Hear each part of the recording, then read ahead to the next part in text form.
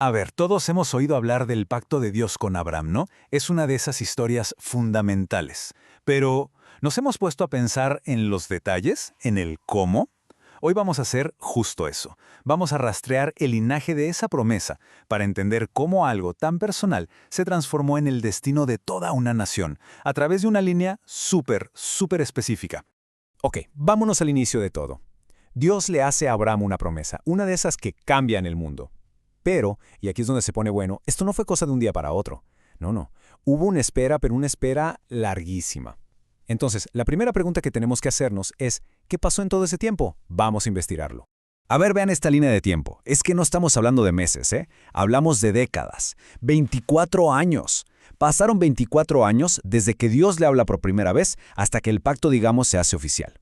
Pónganse a pensar. Vivir casi un cuarto de siglo esperando que se cumpla algo tan grande. O sea, esto ya no es solo paciencia. Esto es una prueba de fe, pero en serio.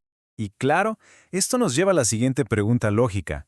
¿Qué pasa en un silencio tan largo? Porque no crean que en esos 24 años no pasó nada. Al contrario, nació Ismael, el primer hijo de Abraham. Y después, algo que es todavía más, desconcertante, 13 años en los que parece que Dios no dice nada. ¿Cómo creen que afectó todo eso a la promesa original? Es una buena pregunta, ¿no? Bueno, pues justo ahí llegamos a Génesis 17. Después de esos 13 años de silencio, ¡pum!, Dios aparece de nuevo. Y no crean que llega nada más a saludar, no. Llega para aclarar las cosas, para confirmar y ahora sí, para sellar el pacto de una vez por todas. Este momento es un antes y un después en toda la historia. Y aquí hay un detalle que es fascinante. Pongan atención. Dios no solo habla, se presenta con un nombre nuevo, El Shaddai, el Dios Todopoderoso. La pregunta es, ¿por qué justo ahora? ¿Por qué ese nombre? Pensemos en el contexto. Abraham y Sara ya son muy mayores. Humanamente es imposible que tengan un hijo. Entonces, este nombre es la respuesta directa a esa imposibilidad. Es como si Dios les dijera, sé que parece imposible, pero para mí no hay imposibles. Yo soy más que suficiente.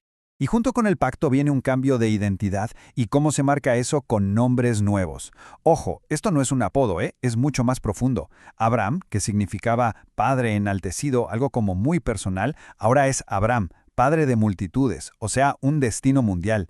Y Sarai, que era mi princesa, se convierte en Sara, princesa de naciones. Sus nombres dejan de hablar de su presente para empezar a hablar de la promesa. Ok, pero no todo son palabras. Dios también establece una señal física que no se puede borrar, la circuncisión. Y aquí la pregunta es, ¿por qué algo físico? ¿Por qué no solo la promesa? Bueno, piénsenlo. Esta marca en el cuerpo iba a ser un recordatorio constante, todos los días, no solo para ellos, sino para todas las generaciones futuras. Era una forma de decir, nosotros pertenecemos a este pacto, llevamos esta promesa con nosotros. Era, literalmente, la identidad grabada en la piel. Y es justo aquí donde la promesa se vuelve hiperespecífica. Dios no dice nomás vas a tener un heredero, no. Fíjense en las palabras. Sara, tu esposa, te dará un hijo y le vas a poner Isaac, y mi pacto va a ser con él. Cada palabra está ahí por una razón. Y esta especificidad es la clave para entender todo lo que va a pasar después. Pero a ver, un momento. Esto como que crea un conflicto, ¿no creen? Porque, recordemos, Abraham ya tiene un hijo, Ismael. Entonces, la pregunta que todos nos hacemos es obvia. Si ya hay un heredero, ¿por qué Dios insiste en que el pacto tiene que ser sí o sí a través de Isaac? Y aquí la Biblia es súper cuidadosa en diferenciar las cosas. Ojo, a Ismael no lo hacen a un lado, para nada. Al contrario, recibe una bendición tremenda. Se le promete que será una gran nación, con 12 príncipes. Pero una cosa es una bendición y otra, muy diferente, es el pacto. El pacto eterno, o sea, la línea principal de la promesa, se establece solo y exclusivamente con Isaac. De él saldrán los reyes. Entonces, ¿cuál es la diferencia en la práctica? Pensemos en esto como si fuera, una monarquía. Un príncipe es de la realeza, claro, tiene un título, tiene honor. Pero el rey es el que gobierna, el que tiene la autoridad final. El linaje de Ismael tendría príncipes, gente importante, con honor.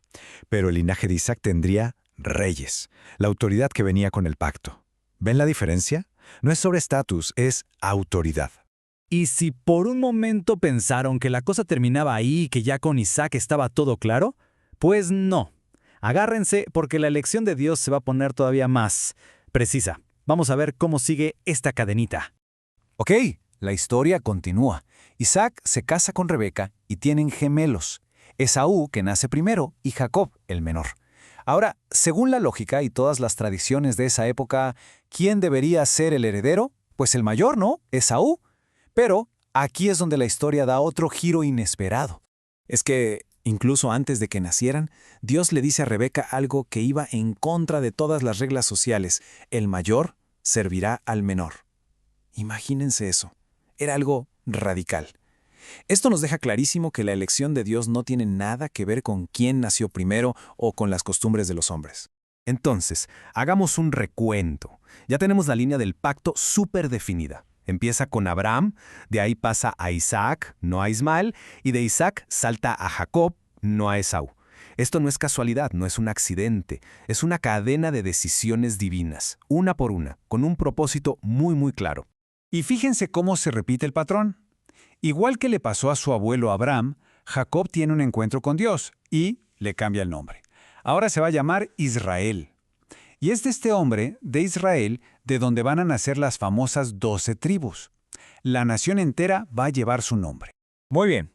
Ya seguimos todo este caminito, ¿verdad? De Abraham a Isaac y de Isaac a Jacob. Ahora sí, viene la pregunta del millón. ¿Para qué tanta precisión? ¿Por qué era tan importante que fuera exactamente por esa línea? O sea, ¿cuál es el punto de todo esto? La conclusión, y esto es lo más importante que hay que entender, es que la promesa de Dios nunca fue algo general, como un ahí está para quien la quiera. No, desde el primer momento fue específica, fue intencional. Esta línea, Abraham, Isaac, Jacob, no fue una de varias opciones, fue el camino, el único camino que Dios diseñó para formar la nación de Israel. Y con esto vamos a cerrar. Pensemos en esto un momento. Si Dios fue tan meticuloso, tan específico para cumplir esta promesa a través de varias generaciones, ¿qué nos dice eso sobre su forma de actuar? ¿Qué podemos aprender sobre la naturaleza de sus promesas y cómo muchas veces se cumplen de maneras que jamás nos hubiéramos imaginado? Es una buena pregunta para quedarnos pensando, ¿no creen?